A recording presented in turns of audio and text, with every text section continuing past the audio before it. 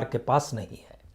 सरकार धीरे धीरे एफसीआई को चलाने की परिस्थितियों से भी पल्ला झाड़ना चाहती है। जो बीज और खाद को जो सब्सिडी देती है उससे पल्ला झाड़ना चाहती है, जो बिजली सब्सिडी देती है उससे पल्ला झाड़ना चाहती है। इस देश के भीतर में सिंचाई को लेकर हर बजट में जो बार बार एक पैसे का जिक्र होता है उससे भी पल्ला झाड़ना चाहती है।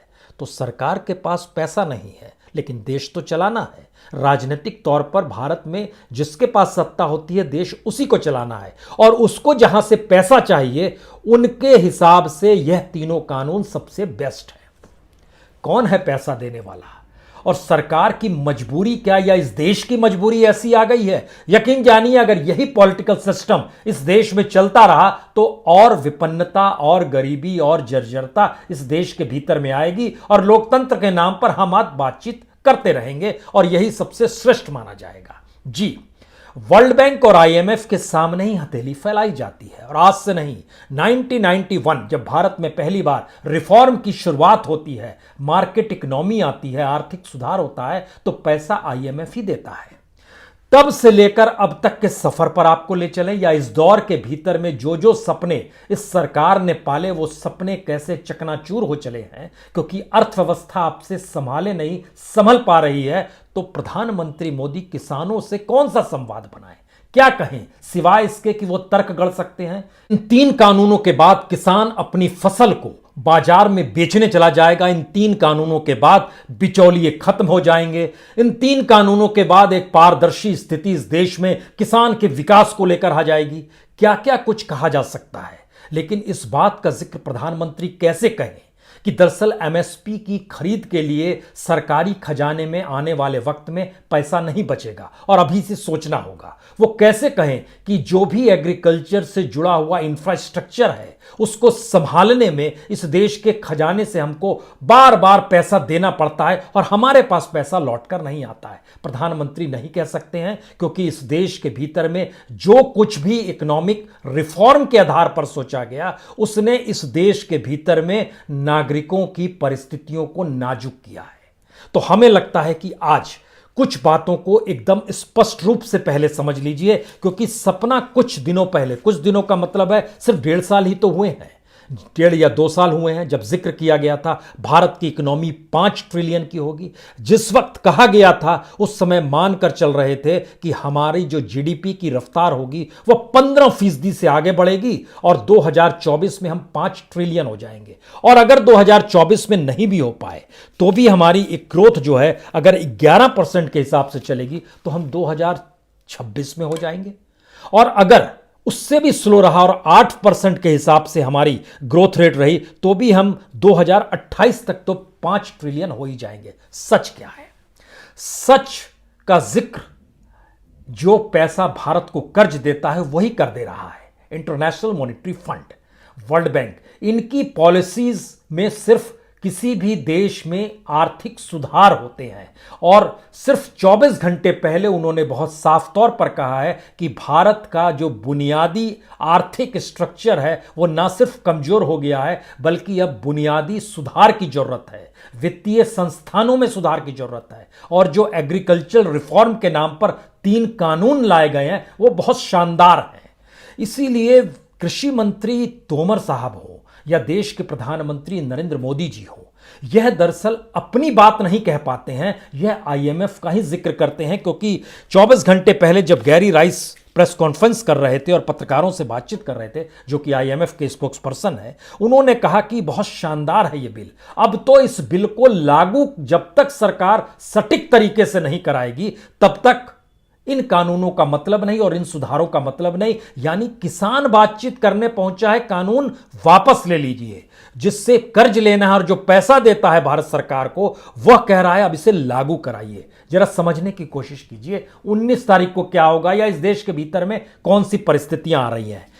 अब की स्थिति यह है कि अगर आप 5 ट्रिलियन की परिस्थिति में आना चाहते हैं और आपकी अगर ग्रोथ जो है, जो कि इस बार जो फाइनेंशियल ईयर 21 का जो जिक्र हो रहा है, आरबीआई कह रहा है -7.7%, माइनस में हमारी ग्रोथ रेट है। हालांकि आईएमएफ कह रहा है आपकी ग्रोथ तो -10% से ज्यादा होने वाली है, यह आईएमएफ का आकलन है।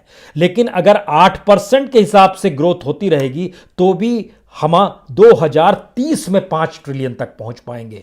11% से ग्रोथ होनी शुरू हो जाएगी तो हम 2028 में पहुंचेंगे। 15% की रफ्तार से होगी तब 2026 पकड़ेंगे।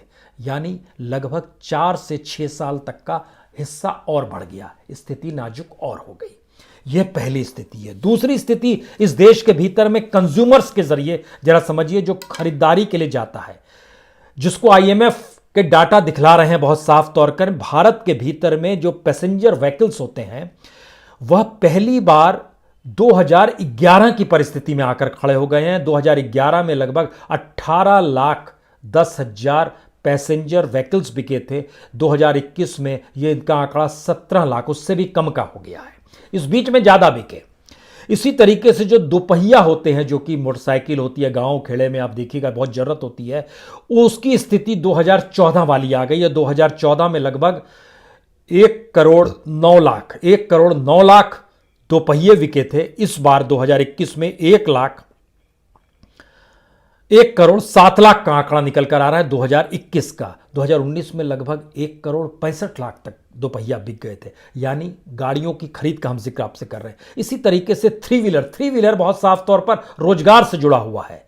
इसकी स्थिति जो 2001 में भारत में थी, कल्पना कर रहे हैं 20 साल पहले तिपहिया वाहन जो बिकते थे उनकी संख्या थी लगभग 1,40,000 और 2021 का डाटा बता रहा है 1,30,000।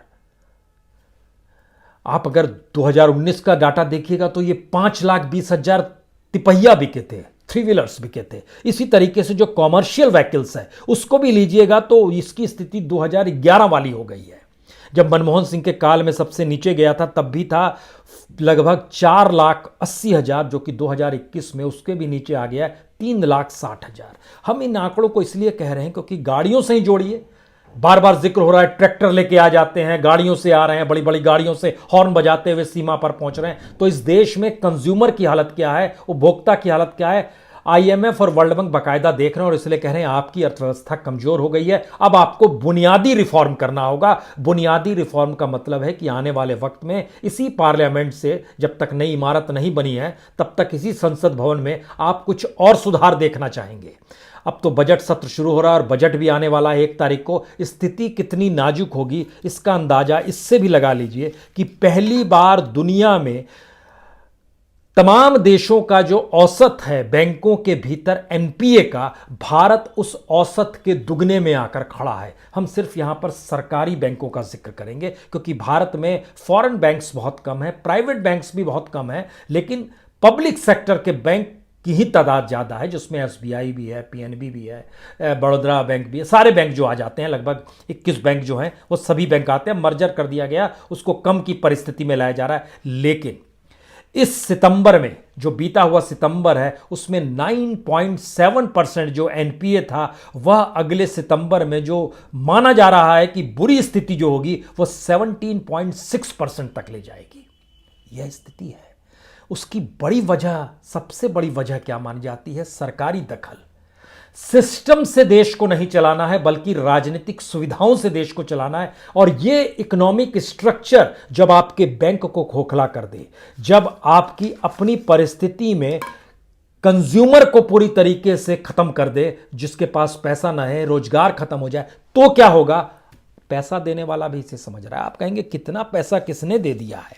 तो हमें लगता है कि 24 घंटे पहले जब गैरी राइस इस बात का जिक्र कर रहे थे कि भारत के ऊपर कर्ज भी बहुत ज़्यादा हो गया है और कर्ज की रफ्तार बीते 20 बरस में तो कमाल की हुई है, उसमें इस 6 बरस ने भी कुछ, और ख़ास तौर से 10 बरस लीजिए, 2010 से लेकर 2020 तक की स्थिति कर्ज में डूबते हुए भारत की एक अनोखी कहानी है। ऐसी कहानी है कि 91 से लेकर जो 2010 तक नहीं हुआ उसको 2010 से 2020 के भीतर में कर दिया गया। 2010 में जिस समय कांग्रेस मनमोहन सिंह की भी सरकार थी, वह भी कर्ज में डूबती चली जा रही थी। कर्ज भी 2 तरह के होते हैं, long term, short term. Long term में आने वाली सरकार को भी पैसा देना पड़ता है और शॉर्ट टर्म में आपको तुरंत पैसा चुकाना पड़ता है। उस पैसे को चुकाने की स्थिति में भी सरकार का खजाना खाली है और वह कृषि एग्रीकल्चर इकोनॉमी के तहत एमएसपी से कैसे खरीद सकती है फसल? इसीलिए उसके हाथ पांव फूले हुए हैं कि वह इन सुधारों को लागू करे, क्योंकि आईएमएफ का कहना है सफल तभी होंगे जब आप लागू करेंगे, लाने भर से काम नहीं चलेगा। तो सरकार तो लागू कराने की दिशा में बढ़ रही है और यहां पर खेल हो रहा है कि वापस ले लीजिए। हंसी ठाके की बात है, लेकिन हमें लगता है कि अब जरा समझने की कोशिश की जाए कि भारत लगातार जब कर्ज ले रहा है और अब आईएमएफ कह रहा है कि आपको अब बुनियादी सुधार करने की जरूरत है और बहुत साफ तौर पर कर रहा है कि आपके यहां का आर्थिक वातावरण अब मजबूत नहीं रहा, यह बहुत कमजोर हो गया है। और जब आप बजट भी लेकर आएंगे तो उस बजट में भी इकोनॉमिक रिफॉर्म का जिक्र कीजिएगा, यानी रिफॉर्म की दिशा को और ले जाइए, वह रिफॉर्म जो अंतर्राष्ट्रीय तौर पर आईएमएफ और वर्ल्ड बैंक की नीतियों के जरिए डेवलप स्टेट को लाभ पहुंचा सके। यानी भारत के भीतर वो किसान हो, वो व्यापारी हो, वो रिटेल सेक्टर से जुड़ा हुआ तबका हो, सबको इस दौर में घाटा होना ही है। और थोक की स्थिति भारत में इस महीने में, दिसंबर के महीने में 1.2% थोक है और लेकिन दूसरी तरफ आप देखिए इन्फ्लेशन अगर थोक में 1.2% है तो रिटेल सेक्टर में यह लगभग 10% तक पहुंच जाता है। इतना बड़ा गैप दुनिया में कहीं नहीं मिलेगा। इस बीच के बिचौलियों के बारे में सरकार क्यों नहीं सोचती है? सरकार थोक में माल खरीदने के लिए पैसे वालों के लिए एक रास्ता बनाती है, वो माल थोक में खरीदते हैं, 1.2% है इन्फ्लेशन वहां पर, और जो बेचने जाते हैं बाजार में कंज्यूमर को, और जो मिडिल क्लास सोसाइटी जो आजकल खुश है और अभी कि हमें तो बहुत सुविधा मिल रही है और हम तो न्यूज़ चैनल देख रहे हैं और हम तो बड़े खुश हैं, उसकी स्थिति में 9% की कीमत का अंतर आ जाता है। ये 9% ना किसान को मिलता है, ना बुनियादी तौर पे जमीन पे काम करने वाले किसी शख्स को मिलता है, यह बिचौलियों को ही मिलता है। यही है खेल व्यापार का, और इस व्यापार के साथ सरकार खड़ी रही क्योंकि उसका वोट बैंक ही वही था। लेकिन पहली बार अर्थव्यवस्था डगमगाई है तो उसके हाथ पांव फूले हुए हैं। हमें लगता है आज समझिए जरा क्यों आईएमएफ की पॉलिसी और आईएमएफ की नीतियों के तहत भारत सरकार चलने को मजबूर हो गई है। 2020 मार्च तक भारत के ऊपर जो अंतर्राष्ट्रीय कर्ज है वो 558.5 बिलियन डॉलर का है, 558.5 बिलियन डॉलर। इसको जब आप रुपए में कन्वर्ट करेंगे तो लगभग ये होता है 40 लाख करोड़। यह भारत के ऊपर कर्ज है। आपके जहन में तुरंत सवाल आएगा, अच्छा इससे पहले कितना था? इससे पहले कितना था? 2014 में जब मनमोहन सिंह जा रहे थे उस समय 409.4 बिलियन डॉलर, यानी लगभग 29 लाख करोड़ का कर्ज उस समय था। आज यह बढ़कर 40 लाख करोड़ गया। एक्यूरेट चाहिए तो मनमोहन सिंह जब गद्दी छोड़ रहे थे तब भारत पे कर्ज था 29.90 लाख करोड़, और आज कर्ज है मार्च तक का, भी इस साल का जिक्र नहीं हो रहा है, इस फाइनेंशियल ईयर का जिक्र नहीं कर रहे हैं हम, तो मार्च 2020 तक का जिक्र कर रहे हैं। उस समय है 40,80,000 करोड़। जी, लगभग 11 लाख करोड़ इस 6 बरस के भीतर में मोदी सरकार ने लोन लिया है। उससे पहले ऐसा नहीं है कि मोदी सरकार ने सिर्फ लोन लिया, मनमोहन सिंह ने भी लोन लिया था, और मनमोहन सिंह ने भी 2010 से 14 के बीच में लगभग 10 लाख करोड़ का लोन लिया था। इसीलिए हम कह रहे थे कि 2010 से लेकर 2020 तक की स्थिति को जब आप देखिएगा तो लगभग 21 लाख करोड़ का लोन इसी 10 बरस में लिया गया है। जो इकोनॉमिक रिफॉर्म और जो इकोनॉमिक पॉलिसीज मनमोहन सिंह की थी, उसी इकोनॉमिक पॉलिसी को नरेंद्र मोदी ने भी अपनाया है। हमें क्या अब उस स्ट्रक्चर को बदलने की जरूरत है जो 91 में इकोनॉमिक रिफॉर्म के साथ शुरू हुआ था? क्योंकि 91 में अगर आप चले जाइएगा तो लगभग 6 लाख करोड़ रुपया आईएमएफ ने लोन दिया था, और जिस पीरियड के भीतर में अगर आप ध्यान दीजिए जो पीवी नरसिम्हा राव के आर्थिक सुधार का पीरियड था वो 91 से लेकर 96 तक था। 83.8 बिलियन से 93.7